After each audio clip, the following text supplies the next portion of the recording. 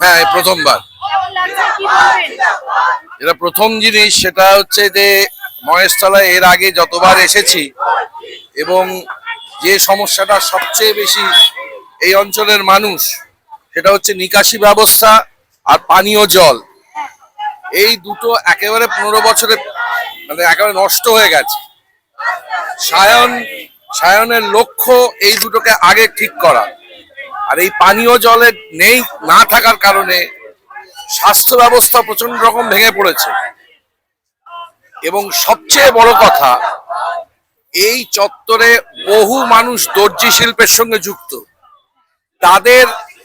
তাদের হাতে কাজ দেওয়া, এবং তাদের হাতে কাজ দেওয়া বলতে কিন্তু বোঝাচ্ছে হচ্ছে স্মল স্কেল ইন্ডাস্ট্রি ডেভেলপ করা, যাতে তারা সরাসরি ভাবে কাজটা পায়, কোনো ভায়া মারফত যেন না হয়, মাঝখান থেকে মধ্যস্বত্বভোগীরা সমস্ত টাকা খেয়ে চলে যাচ্ছেন, সেটা যেন না হয়, সেইটাই সবচাইতে আগে দেখার। এবং সায়ন সেইটা করার মানে পূর্ণ করার জন্য প্রতিশ্রুতিবদ্ধ।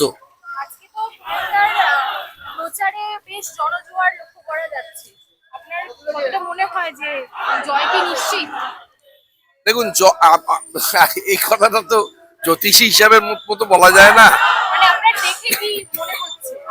আমি আপনাকে এইটুকু বলতে পারি যে গত বছরের তুলনায় এবছর অনেক বেশি লোক তারা রাস্তায় বেরোচ্ছে। প্রার্থীদের ক্ষেত্রে তারা প্রার্থীদের সঙ্গে সামনে বাইরে এসে দাঁড়িয়ে কথা বলছে, যেটা বিগত 15 বছরে প্রায় বন্ধ হয়ে গেছে।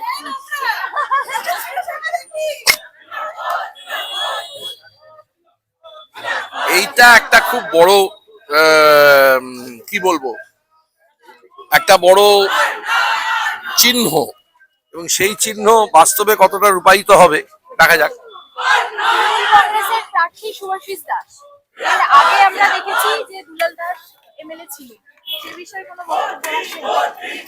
দেখুন, আমার একটাই, হ্যাঁ না, এটা তো পরিবারতন্ত্রের মতো বিষয় হয়ে যাচ্ছে। যদি ওনারা কাজ করতেন তাহলে এই যে বিষয়গুলো, পানীয় জল, নিকাশি ব্যবস্থা, স্বাস্থ্য ব্যবস্থা, এগুলো তো ওনারা কাজ করতেন, কিন্তু করেননি বলেই তো আজকে সাধারণ মানুষের এই যন্ত্রণা। এই তো দর্জি শিল্পের মানুষ, তারা এই যে এইভাবে বঞ্চিত হচ্ছেন, সরাসরি তাদের হাতে কাজ থাকছে না। তো সেইগুলো তাহলে তো তারা করতে পারতেন। বাবা করতে পারলেন না, ছেলে করতে পারবেন, এরকম ধরনের কোনো ভাবনার মধ্যে মানে আছে আমার মনে হয় না। দর্শকদের প্রতি কি বলবেন মহেশতলা এলাকাবাসী? একটাই কথা, মহেশতলা এলাকাবাসীদের কাছে বিনীত অনুরোধ, এইবার আর অপেক্ষা করবেন না দেখার জন্য কি হয়। এবার নিজেরাই সিদ্ধান্ত নিন, পাল্টে দেবেন। এইটাই একমাত্র। সায়নকে ভোট দিন এবং নিজেরা পানীয় জল, নিকাশি ব্যবস্থা, স্বাস্থ্য ব্যবস্থা এবং সর্বোপরি এই যে দর্জি শিল্পের এত মানুষ, তাদের সঙ্গে থাকুন, তাদের পাশে দাঁড়ান।